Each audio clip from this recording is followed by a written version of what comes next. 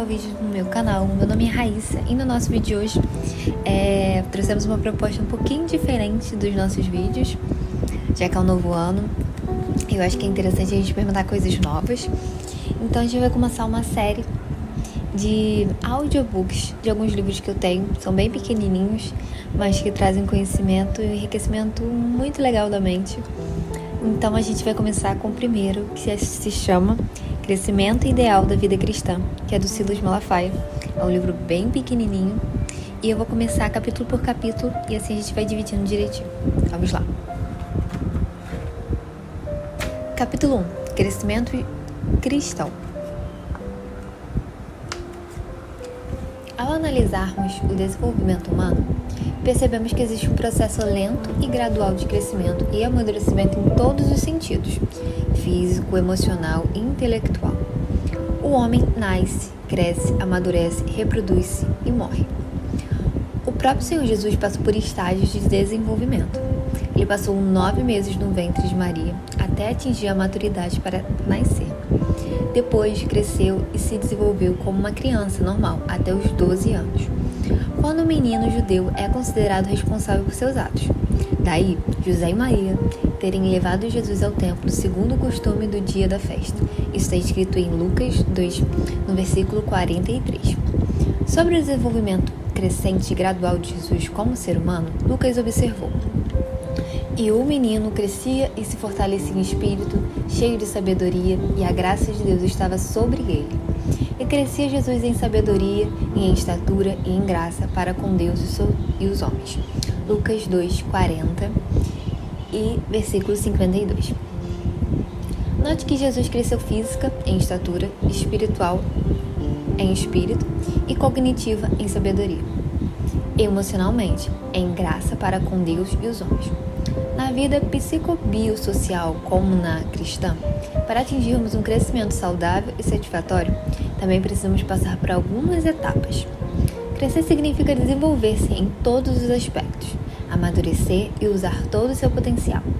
Então, não pense que é assim que alguém se converte, aceitando Jesus como Salvador e Senhor, irá tornar-se um cristão maduro, grande conhecedor da palavra e exímio praticante dos ensinamentos do Mestre. Para tornar-se um cristão forte, que não se deixe influenciar pelo mal e pelas heresias, nem escandalizar-se, é preciso amadurecer na fé, percorrer o caminho proposto por Deus. Para alguns, esta caminhada é longa, para outros, mais curta. Os apóstolos Pedro e Paulo comparam os cristãos recém-convertidos aos bebês, que precisam alimentar-se com o leite, os rudimentos da palavra, antes de poderem digerir, entre aspas, coisas mais sólidas, ensinamentos mais complexos. Isso tem uma referência em 1 Coríntios, capítulo 3, versículo 2, e também em 1 Pedro, capítulo 2, versículo 2. E sobre o crescimento espiritual dos cristãos, o apóstolo Paulo observou que 3 aspectos. Primeiro, é Deus quem dá o crescimento, em 1 Coríntios, capítulo 3, versículo 6. Segundo, que o crescimento ocorre quando fazemos parte da igreja e estamos ligados à cabeça desse corpo espiritual que é Cristo, Colossenses 2, versículo 19. E o terceiro ponto, que o Senhor promove o crescimento de cada membro, dando-lhes poder, sabedoria e discernimento sobre sua palavra, bem como dons a serem usados por cada um para a edificação uns dos outros, em prol da expansão do reino de Deus na terra. Romanos 14, versículo 19, 1 Coríntios 12, versículo 14 e 12, e 2 Coríntios 10, versículo 8, e Efésios 4, versículo 12 e 16. Mas por que devemos crescer espiritualmente? E é o que veremos a seguir. Precisamos crescer espiritualmente. Por que precisamos crescer na vida cristã? Para que não fiquemos estagnados, presos à nossa própria ignorância espiritual, para que não sejamos enganados por falsos profetas nem levados por ventos doutrinários, desviando-nos da vontade de Deus para a nossa vida e perdendo a salvação e a nossa herança em Cristo. Atente-se para as palavras do apóstolo Pedro. Antes, crescei na graça e conhecimento de nosso Senhor e Salvador Jesus Cristo. 2 Pedro, capítulo 3, versículo 18. Porque o apóstolo diz que antes de qualquer coisa devemos crescer na graça e no conhecimento, porque a graça e o conhecimento constituem o princípio para uma vida espiritualmente saudável na presença de Deus. O que Pedro queria dizer é que se não crescermos na graça e no conhecimento de nosso Senhor Jesus Cristo, seremos facilmente enganados pelas mentiras, falácias, sofismas desta sociedade sem Deus ou pelas heresias ensinadas por falsos profetas, sendo levados mesmo que involuntariamente ou a ignorar a verdade bíblica ou a interpretá-la de maneira incorreta. Podemos perder nossa salvação e vida eterna. Você deseja crescer e amadurecer espiritualmente? Então, prepare-se. Todo crescimento segue um curso natural e está sujeito a certas leis e alguns princípios. Caso contrário, aparecem anomalias, defeitos e deformidades. Você precisa estar ciente disso e estar disposto a passar por este processo que o levará ao crescimento. Caso contrário, será um cristão medíocre. Então, qual é o primeiro passo para o crescimento espiritual? Ter fé. Fé, uma base para o crescimento espiritual. Nenhum cristão é capaz de crescer espiritualmente se não tiver fé. Qual o real significado de fé? A palavra de Deus tem a melhor definição. A fé é o firme fundamento das coisas que se esperam e a prova das coisas que não se vê. Em Hebreus capítulo 11, versículo 1. Quem possui fé, espera e acredita que algo acontecerá, mesmo sem conseguir ver o menor sinal de que tal coisa será concretizada. Não pense que a fé nasce no coração de alguém da noite para o dia. Ela brota aos poucos, gradativamente. É preciso que cada cristão deixe que Deus trabalhe em sua mente, a fim de ficar cheio de fé. Por outro lado, também é necessário ao cristão fazer a sua parte. Em Romanos 10, versículo 17, o apóstolo Paulo esclareceu na realidade. A fé vem por ouvir a mensagem, e a mensagem vem por meio da pregação a respeito de Cristo. Em outras palavras, a fé é gerada pela palavra de Deus, lida ou ouvida. Logo, é importante estarmos dispostos a estudar as Sagradas Escrituras e ouvir pregações e participar dos cultos com o coração aberto para ouvir o Senhor. Na Bíblia, encontramos vários exemplos de homens e mulheres de Deus. Jó não se deixou levar pelas lutas nem pelas palavras de seus amigos e de sua esposa. Ele permaneceu firme na presença do Senhor, mesmo enfrentando as piores adversidades. Ana, por exemplo, mulher de Eucana, não podia ter filhos. Foi muito insultada por muitos. Por isso, clamou ao Senhor, Deus, vivo insistentemente até conseguir a sua bênção. Samuel. E o que dizer do profeta Elias, que apenas avistando uma nuvem do tamanho da mão de um homem, creu que cairia abundantemente chuva. Você deseja crescimento espiritual? Espelhe-se nos exemplos desses homens e dessas mulheres. Cultive a fé, ore, jejue, leia a palavra, participe dos cultos em sua igreja. Consagre-se ao Senhor, pois sem fé é impossível agradar a Deus. Hebreus 11, versículo 6. Isso significa que sem ela não conseguimos sequer aproximarmos do seu altar. A fé é o que o cristão necessita para continuar em harmonia e comunhão com Deus. Ela funciona como um escudo, uma proteção contra os dardos inflamados do diabo em todas as nossas batalhas espirituais. Efésios 6, versículo 16.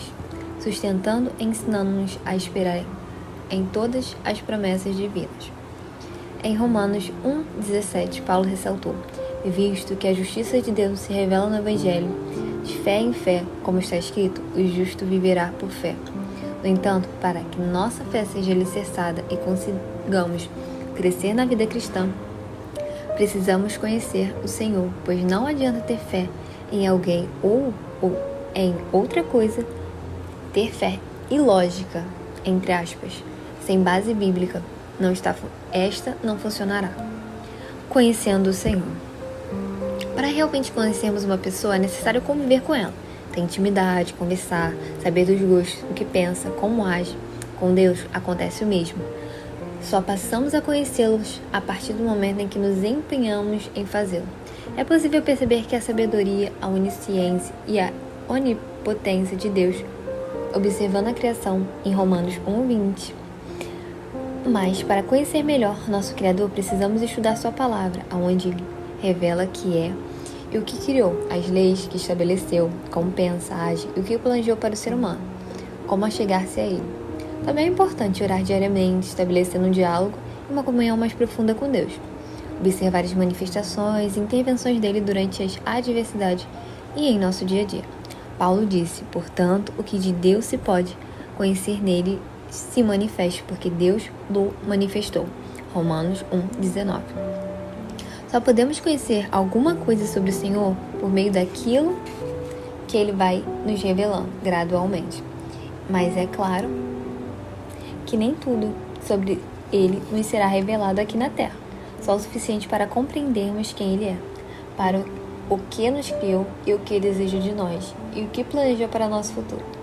Mesmo que desejemos conhecer tudo de Deus, não conseguiríamos porque a nossa mente é limitada e a dele é infinita. Assim como os céus são mais altos que a terra, os caminhos do Senhor e os pensamentos dele são mais altos que os nossos. Em Isaías 55:9. A despeito de não podermos saber tudo a respeito de Deus, como o amamos, queremos relacionar-nos pessoalmente com o Senhor, conhecê-lo melhor e aprender os princípios que Ele estabeleceu para termos uma vida abundante, bem como saber os princípios gloriosos que Ele tem para cada um de nós e para seu reino. Atente para o conselho do profeta Oséias, do capítulo 6, versículo 3.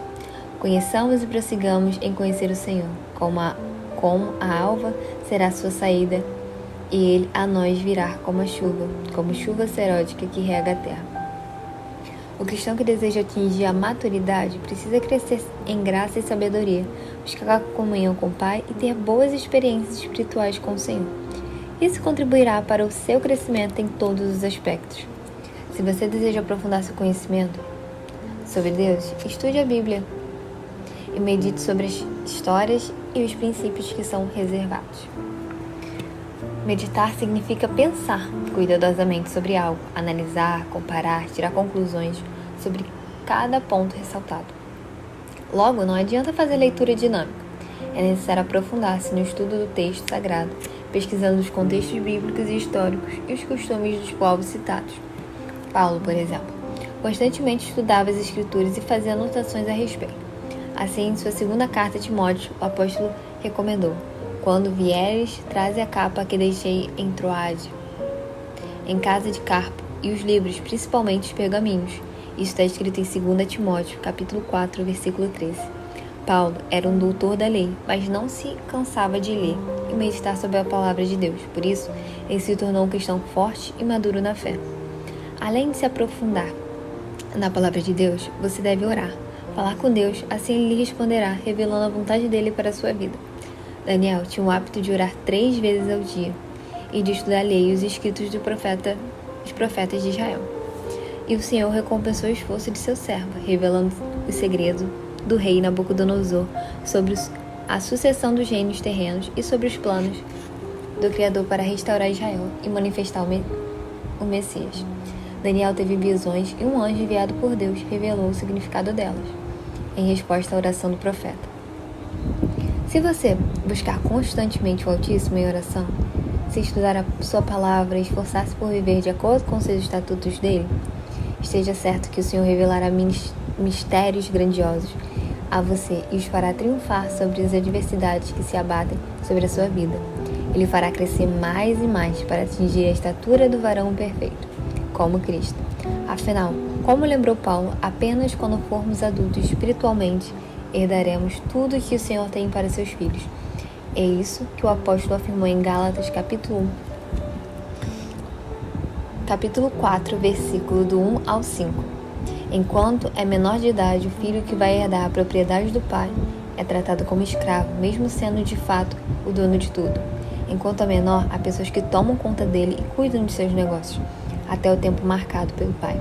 Assim também nós, antes de ficarmos adultos e espiritualmente, fomos escravos dos poderes espirituais que dominam o mundo. Mas quando chegou o tempo certo, Deus enviou o seu próprio Filho, que veio como filho de mãe humana e viveu debaixo da lei, para libertar os que estavam debaixo da lei, a fim de que nós pudéssemos nos tornar filhos de Deus. No capítulo a seguir, vamos ver as principais consequências de termos o conhecimento necessário sobre Deus e sua palavra. Espero que você tenha gostado. Esse foi um vídeo do audiobook visual, que vamos um pouquinho do segundo capítulo. E no final, depois que eu terminar todo esse livro, iremos discutir um pouco e debater o que a gente aprendeu com ele. Vejo vocês no próximo vídeo. Até lá. Tchau, pessoal!